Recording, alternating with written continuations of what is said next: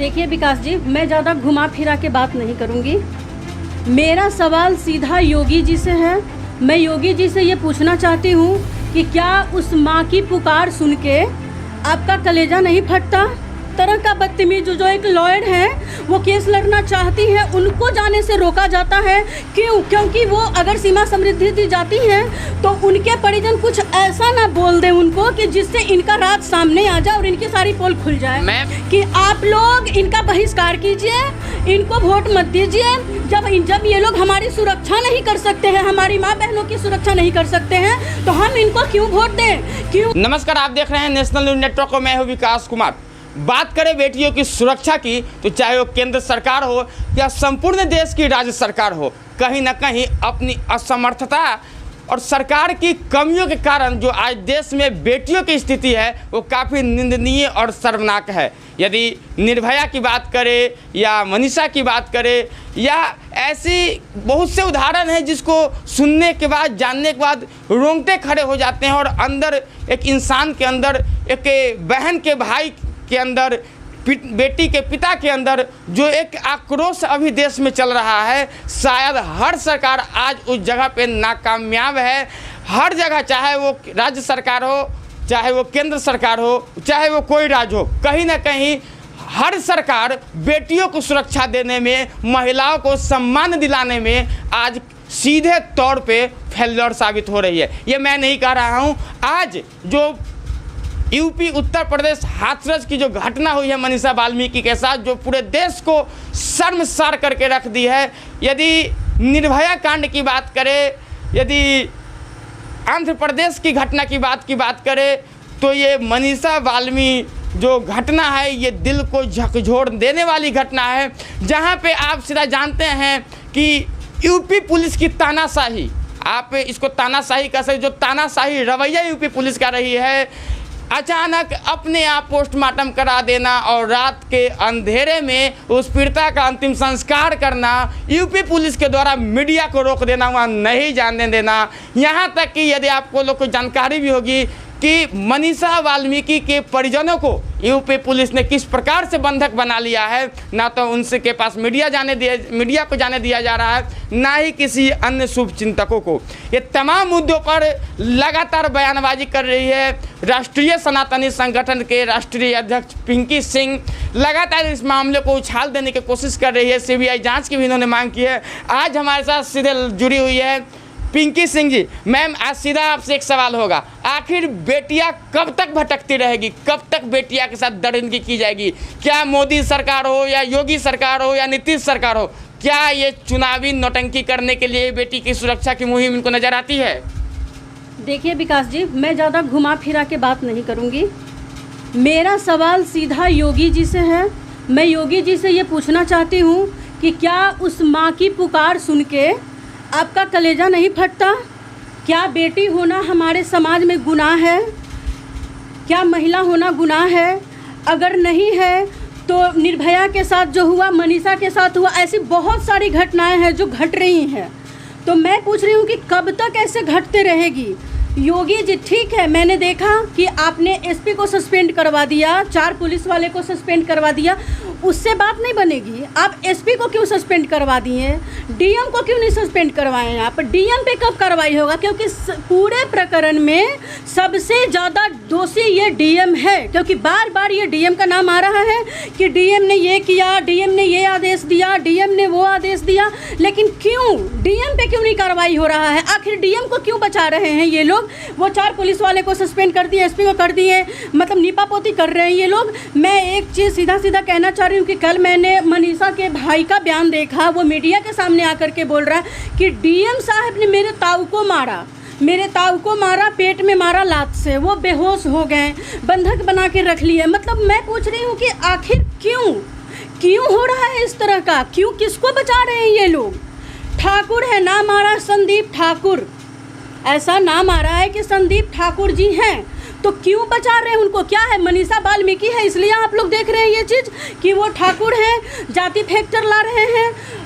वो तो दिख ही रहा है सबको। मैं जितनी भी हमारी हिंदुस्तान की जनता है जो अभी देख रही है, मैं उन लोगों से हाथ जोड़ करके ये विनती कर रही हूँ कि आप लोग इसको दबने मत दीजिए, उनके परिवार का साथ दीजिए। आप लोग मनीषा को इंसाफ दिलाइए, जैसे निर्भया को और सुशांत को इंसाफ दिलाएं। आप लोग प्लीज़ आगे आइए। कल मैंने देखा कि करनी सेना कानपुर में करनी सेना आंदोलन कर रही थी, सड़कों पे उतरी थी, विरोध प्रदर्शन कर रही थी। ठीक है, कल से नींद खुली है सारे लोगों की। कल से लग रहा है कि नहीं, मनीषा वाल्मीकि के साथ गलत हुआ है, ये नहीं होना चाहिए था। बार बार हम लोग देख रहे हैं कि मीडिया के माध्यम से कि मीडिया को नहीं जाने दिया जा रहा है। बार बार रिपोर्टर के साथ सीमा समृद्धि जी उनका केस लड़ने के लिए जब जाती हैं वहाँ पे उनके साथ भी बदतमीजी किया जाता है। एक महिला के साथ इस तरह का बदतमीजी, जो एक लॉयर है वो केस लड़ना चाहती है, उनको जाने से रोका जाता है। क्यों? क्योंकि वो अगर सीमा समृद्धि जी जाती हैं तो उनके परिजन कुछ ऐसा ना बोल दें उनको कि जिससे इनका राज सामने आ जाए और इनकी सारी पोल खुल जाए। मैम, सबसे बड़ी जो है सवाल इस मामले में दो सबसे बड़ी सवाल है। पहली सवाल ये है कि क्या यूपी के मुख्यमंत्री योगी आदित्यनाथ क्या ढोंगी हिंदू होने का कहीं ढोंग तो नहीं कर रहे हैं? यदि ऐसा नहीं है, यदि वो ढोंग नहीं कर रहे हैं तो आखिर किसके आदेश पर, चूँकि हिंदू धर्म में, सनातन धर्म में आधी रात को मैम किसी का शव नहीं जलाया जाता है। यदि योगी आदित्यनाथ हिंदुत्व को जानते हैं तो किसके आदेश पे आधी रात को जो है कि मनीषा वाल्मीकि का शव जलाया गया बिना मीडिया की उपस्थिति में, मीडिया को रोककर, उनके परिजन को रोक करके? आखिर ये किसके आदेश से हुआ और यूपी पुलिस को ये अधिकार किसने दे दिया? नहीं, वही मैं कह रही हूँ कि ये आदेश किसने दिया उनको, ये अधिकार किसने दिया? तो ये आदेश डीएम साहब ने दिया था उन पुलिस वाले को। जैसा कि वो लोग बोल रहे हैं कि मीडिया पूछ रही है उनसे, मीडिया रिपोर्टर, कि आप क्या जला रहे हो, आप बॉडी जला रहे हो, बॉडी जल रही है कि नहीं जल रही है? मैम, मेरा सवाल ये है कि पूरे प्रकरण में जो हुई आधी रात को शव जलाना, उस मामले में लेकर के आपको नहीं लगता है कि योगी आदित्यनाथ भी कहीं ना कहीं हिंदू होने का ढोंग कर रहे हैं? फिर जी बिल्कुल, मैं ये तो नहीं कहूँगी कि हिंदू होने का ढोंग कर रहे हैं। मैं पहले ही बोल चुकी हूँ कि मैं दो को ही मानती हूँ, मोदी जी और योगी जी। आज मुझे कहते हुए एक मतलब बहुत दुख हो रहा है, बहुत दुख के साथ ये कहना। मैं आपसे सवाल भी इसीलिए मैं पूछा हूँ मैम कि आप योगी जी के बहुत बड़ी प्रशंसक भी रही है। जी, मैं वही कह रही हूँ कि आज योगी जी से मैं बहुत दुखी हूँ। और मैं क्या, जितनी भी हिंदुस्तान की तमाम जनता है, मुझे लगता है कि इस घटना के बाद जितने भी उनके प्रशंसक होंगे मेरी तरह वो भी दुखी होंगे, क्योंकि हिंदू रीति रिवाज के साथ कहीं ना कहीं खिलवाड़ किया गया है, छेड़छाड़ किया गया है।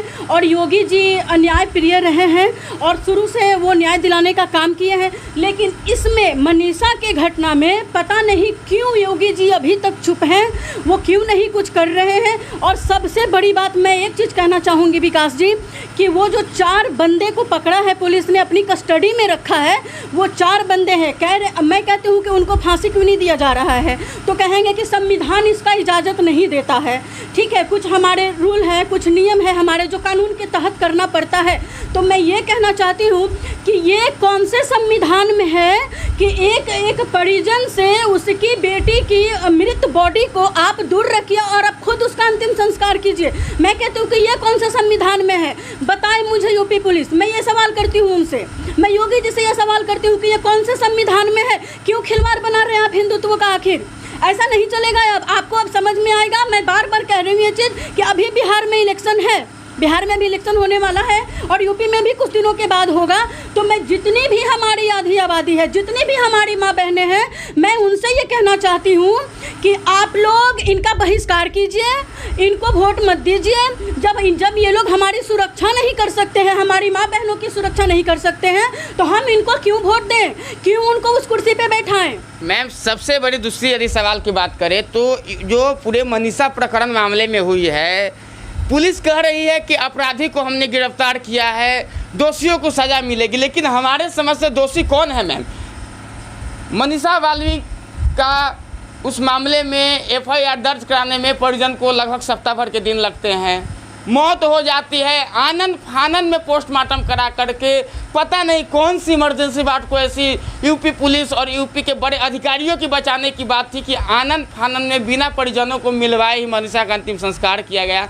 आखिर यूपी पुलिस को ऐसी कौन सी डर सता रही है? क्या आपको भी लगता है कि जैसे जिस प्रकार से सुशांत प्रकरण में बड़े बड़े हस्तियों के नाम आए हैं, क्या मनीषा वाल्मीकि के भी मामले में बड़े बड़े हस्ती नपने वाले हैं? शायद इसलिए परिजनों को बंधक बना दिया गया है ताकि मीडिया को कुछ बता ना सके, मीडिया तक कोई ठोस जानकारी ना पहुंच सके।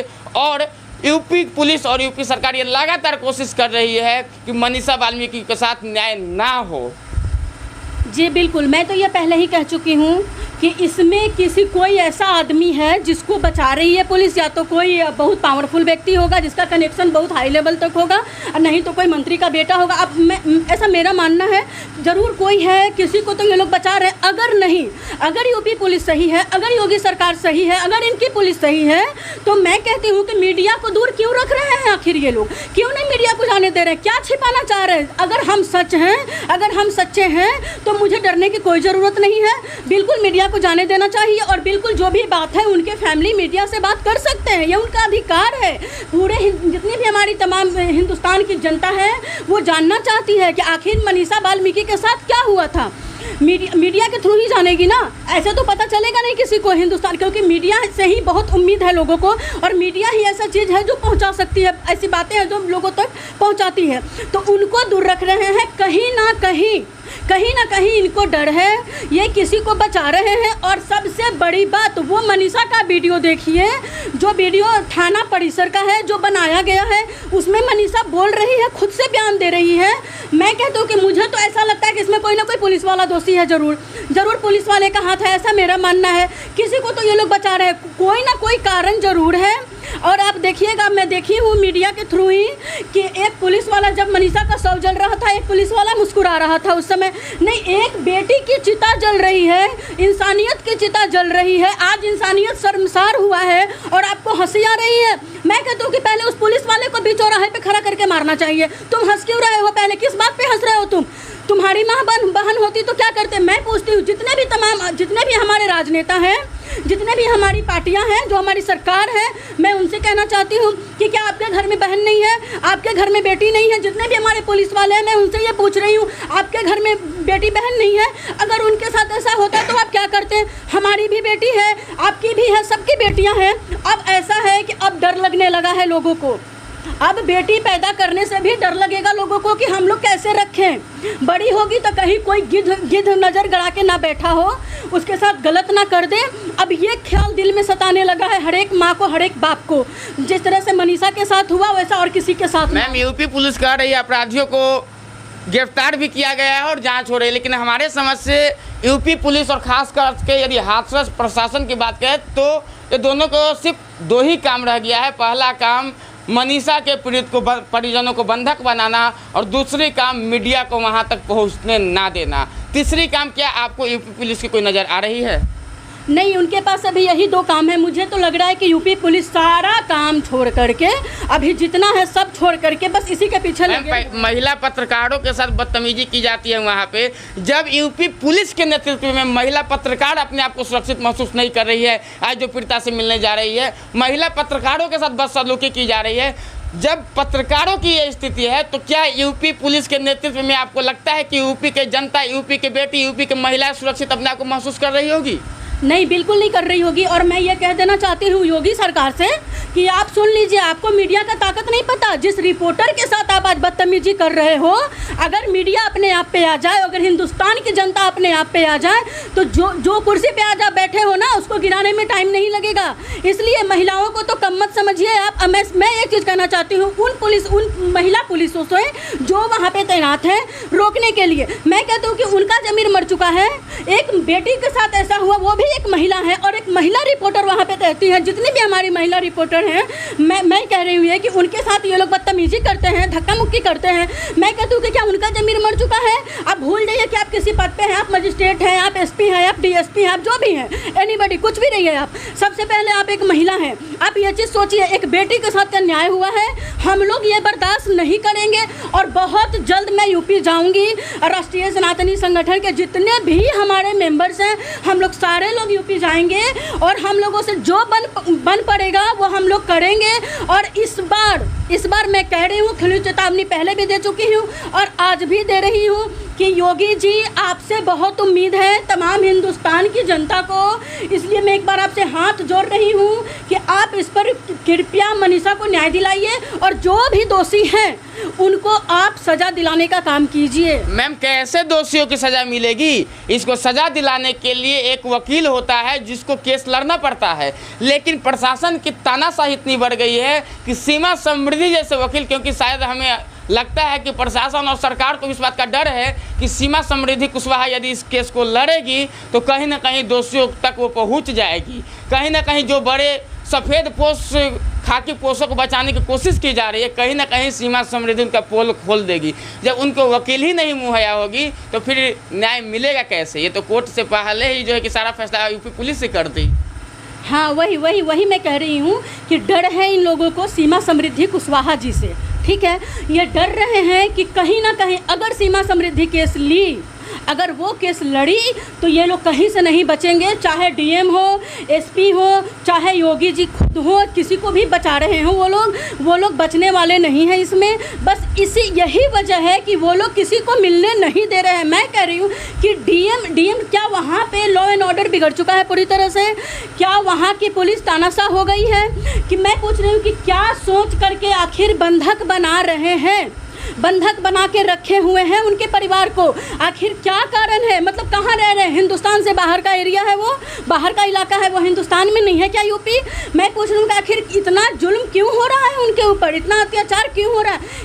कल मैंने देखा कि डॉक्टर राजरतन अंबेडकर जी का एक बयान आया, वो डीएम से मिले थे जाकर के, डीएम और एसपी से। उनके कहने के अनुसार कि डीएम साहब ने जो उनको रिपोर्ट दिया है मेडिकल का, कि मेडिकल के अनुसार उनको कुछ नहीं हुआ है, वो लड़की अपने आप मनीषा मर गई है, अपने आप सासरू का अपने आप मर गई, मतलब अपने आप मर गई। आप देख लीजिए, खुद से मर जाती है, खुद से हड्डी तोड़ लेती है और खुद से रीढ़ की हड्डी तोड़ लेती है, खुद से अपना जी काट लेती है और खुद से वो मर जाती है।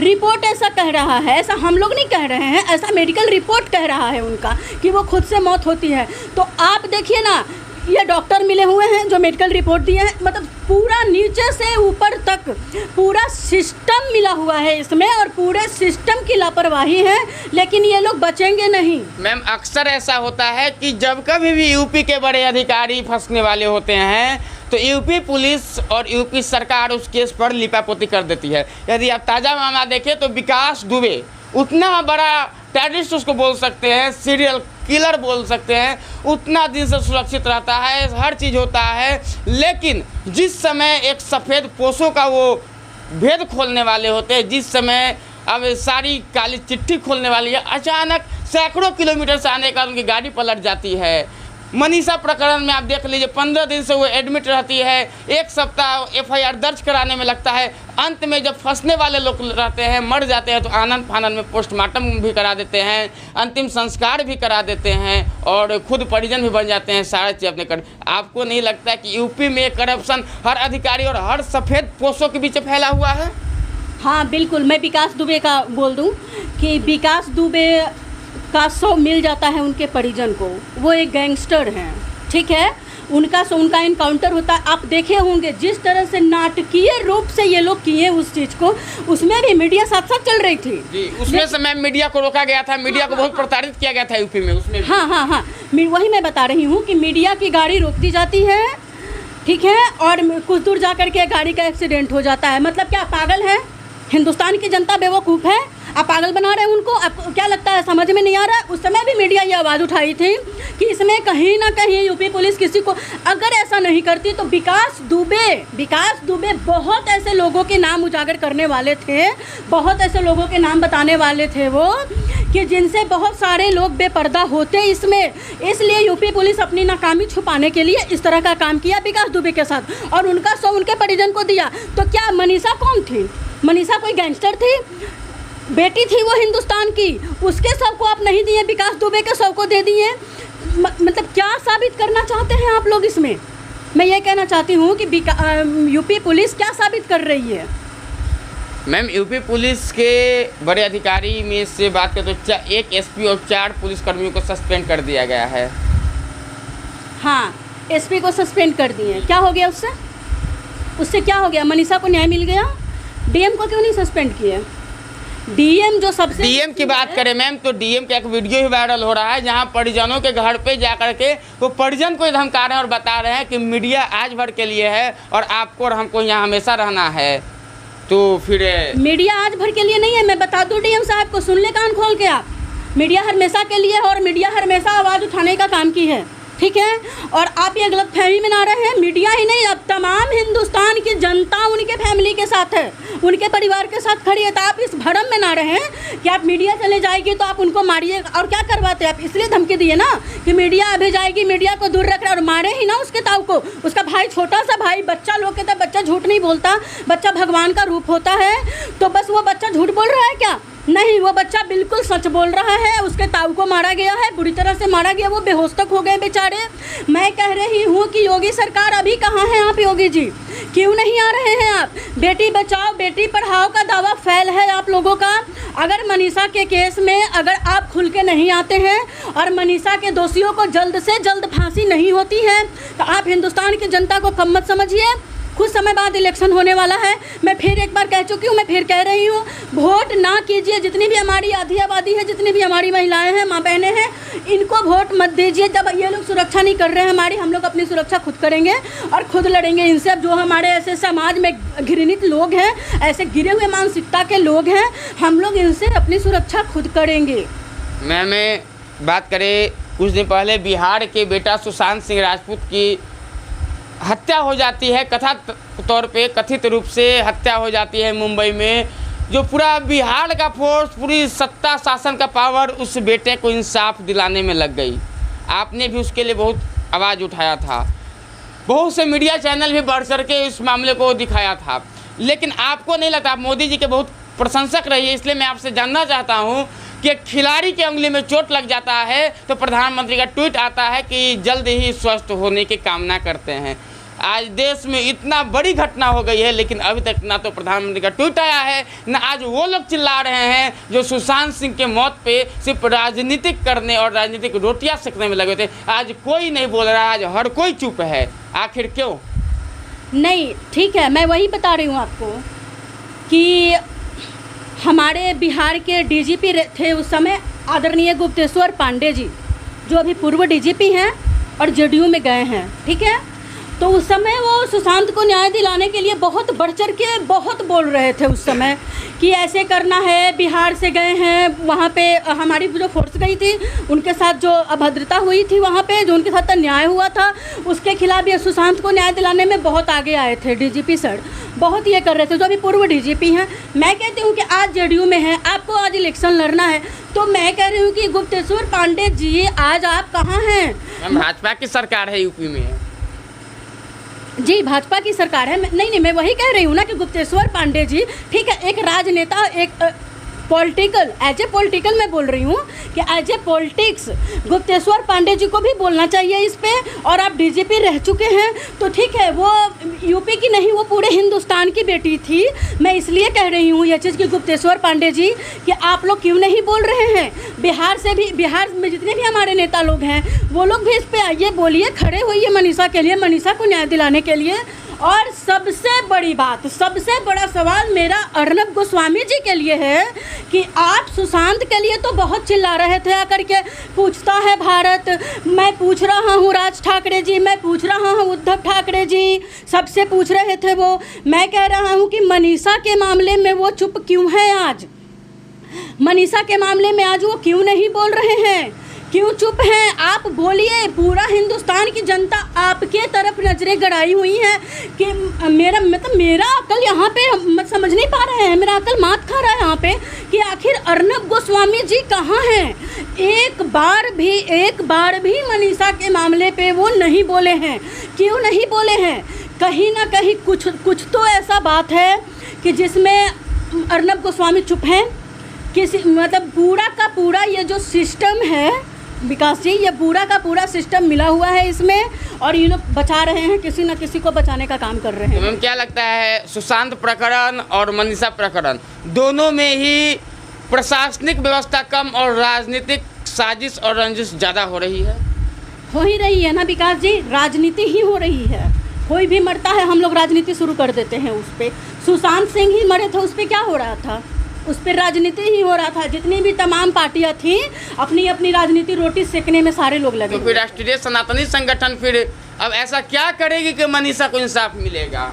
राष्ट्रीय सनातनी संगठन को किसी भी राजनीति पार्टी से कोई लेना देना नहीं है, और हम लोग जाएंगे यूपी, उनके फैमिली से मिलेंगे, और मैं बोल चुकी हूँ कि हम लोग उग्र आंदोलन करेंगे, सड़क पे उतरेंगे, और मुझे पूरा विश्वास है जितनी भी हमारी हिंदुस्तान की जनता देख रही है वो हमारा साथ देगी, हमारे साथ खड़ी रहेगी। मुझे पूरा विश्वास है, क्योंकि जब जब बेटियों पे अन्याय हुआ है, जब जब अत्याचार हुआ है, उस समय हिंदुस्तान की जनता एकजुट होकर के खड़ी रही है। आप ये देख सकते हैं, पिछले बार भी घटना है ये, आप देख सकते हैं उसमें निर्भया को न्याय दिलाने का काम, अगर उस समय हिंदुस्तान की जनता सड़कों पे नहीं आती। मैम निर्भया की बात करते हैं, 7 साल बाद निर्भया को इंसाफ मिलता है और मनीषा में भी गिरफ्तारी हो गई। क्या 7 साल दोषियों को सजा देने के लिए फिर इंतजार करना पड़ेगा? जी बिल्कुल नहीं, बिल्कुल नहीं।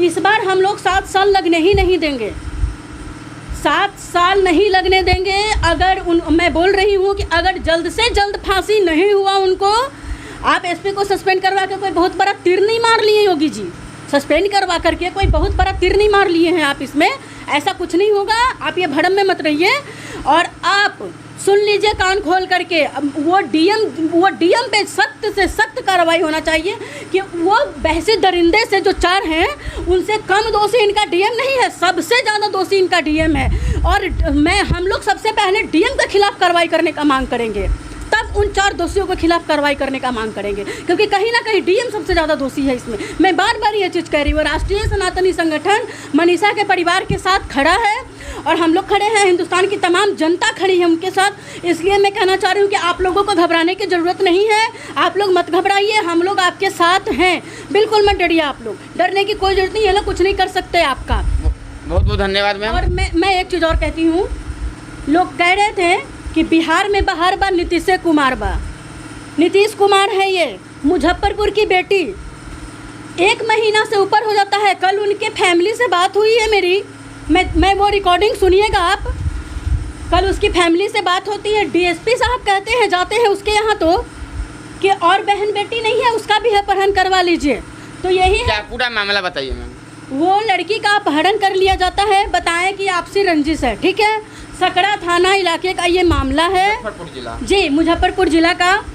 मैं कहती हूँ सुशासन बाबू से ये मेरा सवाल है कि आप बोलता है लोग कि बिहार में बाहर है, नीतीश कुमार है, कहाँ से बाहर है? बेटी 1 महीना हो गया, 1 महीना से ऊपर हो गया, वो बोला 17-18 महीना मैम हो गया। मेरी भतीजी, चाचा से बात हुआ उसका, मेरी भतीजी को गायब हुए। मेरी भाभी बोलती है कि मैं सुसाइड कर लूँगी, मेरे भैया बोलते हैं कि हम लोग जी करके क्या करेंगे, और कोई मदद नहीं कर रहा है। मैं बहुत सारे लोगों के पास गया, बहुत सारे नेता के पास गया, मैंने बहुत दरवाज़ा खटखटाया, मेरा कोई मदद नहीं किया। और डीएसपी का इस तरह से घृणित बयान, इस तरह से घटिया बयान डीएसपी दे रहे हैं कि और कोई बेटी बहन नहीं है आपके यहाँ, तो आप उसको भी अपहरण करवा लीजिए। मैं कहती हूँ कि ये डीएसपी कौन होता है? ये डीएसपी होता कौन है ये बोलने वाला? सुशासन की सरकार के कर्मचारी हैं मैम। हाँ, तो वही तो मैं कह रही हूँ ना, सुशासन की सरकार के ग्राम आप होते कौन है? जूता से मारना चाहिए ऐसे डीएसपी को। आप क्या सोच करके बोल दिए? एक तो वो पहले से परेशान है, पहले से वो लोग एक सोचिए ना कि जिसकी आप उनकी बेटी एसआई जो बोले कि जो थाना का मेरा केस का आयो है, मैं गया था कल, बोला मैम जो एसआई है उसकी बेटी को देखने के लिए, आपकी बेटी को देखने के लिए आता है, तो आप एक बेटी का केस में लापरवाही कर रहे हैं, एक फैमिली को दोहरा रहे हैं, और एक बेटी आज 1 महीने ऊपर हो गया गायब है, और आप लोग इस तरह के बयान दे रहे हैं, उसको दोहरा रहे हैं। मतलब क्या लगा के रखे हैं आप लोग? तमाशा चल रहा है यहाँ पर, तमाशा बना के रखे हैं आप लोग। तो नीतीश जी को समझने की ज़रूरत है ये चीज़। मैं बार बार कह रही हूँ, नहीं तो ये खत्म हो जाएगा। बिहार में बाहर बा, नीतीश कुमार बा, बिल्कुल खत्म होगा। तो चुनाव में जनता सबक सिखाएगी नीतीश कुमार को, बिल्कुल सबक सिखाएगी इस बार। इस बार आप देख लीजिए, इस बार का जो चुनाव होगा ना, उसका रिजल्ट कुछ और होने वाला है। और नीतीश जी को इस बार समझ में आएगा, अगर बेटियां बिल्कुल हमारे हिंदुस्तान में बेटियां महफूज नहीं हैं। इसलिए मैं कह रही हूँ तमाम बहनों से, लास्ट बार मैं हाथ जोड़ रही हूँ कि इनको वोट मत दीजिए, इनका बहिष्कार कीजिए आप लोग, तब इनको समझ में आएगा। क्योंकि इनको कुर्सी मिल जाती है ना, तो ये क्या सोचते हैं कि जो हूँ, मैं चला रहा हूँ सब कुछ, तुम नहीं चला रहे हो। हम लोग तुमको बैठाए हैं तो तुम लोग बैठे हो। तो लालू जी के राज को जंगल राज बोलते हैं। हाँ, लालू जी का राज जंगल राज था और इनका राज राम राज है। देखिए ना, इनका राम राज है, वो जंगल राज था। अरे वो तो जंगल राज था ही था, वो तो पूरा सबको जान रहा है, पूरा बिहार जान रहा है जंगल राज था। लेकिन 15 साल में आपकी सरकार थी, 15 साल से आप शासन किए, तो कम से कम आप क्या किए? मैं बार बार बोल चुकी हूँ, पहले के नीतीश जी और अब के नीतीश जी में बहुत फर्क है। पहले के नीतीश जी बहुत अच्छे थे, बहुत अच्छा काम किए, सुशासन का चेहरा था। लेकिन अब पता नहीं क्या कर रहे, किसके इशारे पे चल रहे हैं। और राम राज, मतलब उनके राज में जंगल राज है, इनके राज में राम राज। देख लीजिए आप, इनका राम राज है, ये राम राज है। बेटियां सुरक्षित नहीं हैं, बहनें सुरक्षित नहीं हैं, आए दिन अपहरण हो रहा, आए दिन बलात्कार हो रहा। यूपी का बोल रहे हैं, बिहार भी कम नहीं है, बिहार भी कम नहीं है, बिहार में भी हो रहा है ये सब चीज़। जी बहुत बहुत धन्यवाद मैम। हमारे साथ राष्ट्रीय सनातनी संगठन के राष्ट्रीय अध्यक्ष पिंकी सिंह जी थे। बहुत से सवाल इनके मन में और इनके जो आज का बयान आया है, हर बयान में यूपी पुलिस और बिहार पुलिस घसटा रही है, यूपी सरकार और बिहार सरकार घसटा रही है। खास करके यदि यूपी पुलिस की बात करें तो सबूत मिटाना सीखना है किसी को तो यूपी पुलिस से सीखे। जो चाहे वो विकास दुबे प्रकरण हो या मनीषा वाल्मीकि प्रकरण हो, हर जगह यूपी पुलिस सबूत मिटाने में महारथी हासिल की हुई है। लेकिन अभी देखना यह दिलचस्प होगा कि क्या राष्ट्रीय सनातनी संगठन मनीषा वाल्मीकि की आवाज़ को कितना बुलंद करती है। क्या निर्भया को सज़ा दिलाने में, निर्भया के दोषियों को सज़ा दिलाने में 7 साल लगे, क्या सीमा समृद्धि इस केस को लड़ पाएगी? क्या मनीषा वाल्मीकि को इंसाफ, सीमा समृद्धि और राष्ट्रीय सनातनी और तमाम ये देश की जनता क्या मनीषा वाल्मीकि को इंसाफ दिला पाएगी? जानने के लिए बने रहे 3N न्यूज़ के साथ। अपने सहयोगी दिनेश कुमार के साथ विकास कुमार, 3N न्यूज़, पटना।